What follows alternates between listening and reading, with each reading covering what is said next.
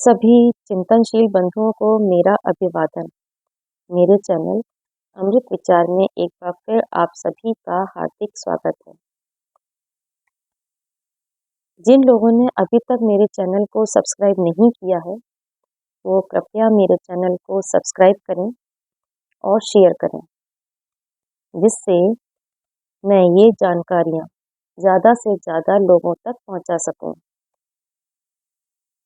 पिछले कुछ वीडियो में हम ब्रह्मचर्य के बारे में बात कर रहे हैं। अभी तक हमने जाना ब्रह्मचर्य क्या है, उसका हमारे जीवन में कितनी आवश्यकता है, क्या महत्ता है और उसके क्या लाभ हैं। आज हम बात करेंगे ब्रह्मचर्य का पालन न करने से किस प्रकार की हानि होती है।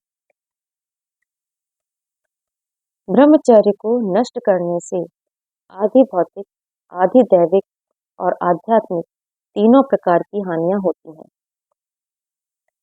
आधि भौतिक हानि वह है जिसमें शरीर कमजोर हो जाता है, दृष्टि निर्बल पड़ जाती है, पाचन क्रिया मंद होती है, फेफड़े निर्बल बनते हैं, सहन शक्ति घटती है, तेज नष्ट होता है और दुर्बलता के कारण देह में नाना प्रकार के रोग उत्पन्न होने लगते हैं। आधि दैविक हानियां वह है कि जिसमें मस्तिष्क पोला हो जाता है, अर्थात कमजोर हो जाता है, बुद्धि मंद पड़ जाती है, स्मरण शक्ति का ह्रास होता है, सूक्ष्म विचारों को ग्रहण करने की शक्ति घट जाती है, विद्या सीखी नहीं जाती, अंतःकरण ऐसा मलिन हो जाता है कि स्वार्थ, लोभ, कपट, पाप आदि के आक्रमणों का विरोध करने की उसमें क्षमता नहीं रहती। इच्छा शक्ति, ज्ञान, मनुष्य साहसहीन, इंद्रियों का गुलाम, भयभीत, चिंतित और हीन मनोवृत्ति का बन जाता है। ब्रह्मचर्य नष्ट करने से जो आध्यात्मिक हानि होती है, वह तो बहुत ही दुखदायी है। आत्मा के स्वरूप को पहचानना, ईश्वर में परायण होना, धर्म कर्तव्यों पर बढ़ने के लिए कदम उठाना, विषय वासना में रत मनुष्य के लिए क्या कभी ऐसा करना संभव है? ऐसे व्यक्तियों के लिए योग साधना एक कल्पना का विषय ही हो सकता है। कई असंयमी मनुष्य योग क्रियाओं में उलझे तो उन्हें तपेदिक, पागलपन या अकाल मृत्यु का सामना करना पड़ा है। यदि यज्ञों को करना वेदों के कर्म कांड भाग का आधार है, तो उतना ही निश्चित रूप से ब्रह्मचर्य ज्ञान कांड भाग का आधार है।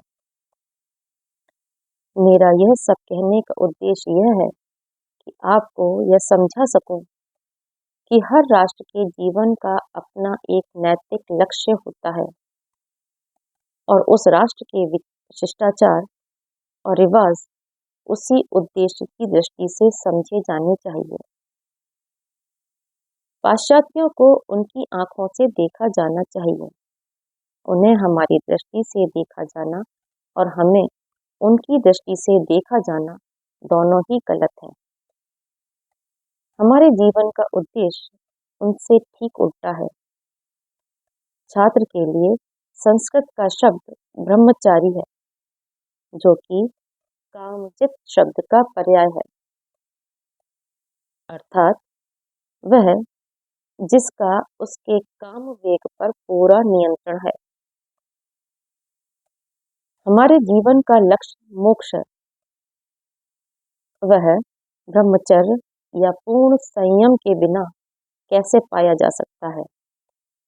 इसीलिए यह हमारे बालकों और युवाओं पर छात्र जीवन के दौरान एक अनिवार्य शर्त के रूप में रखा जाता है। धन्यवाद।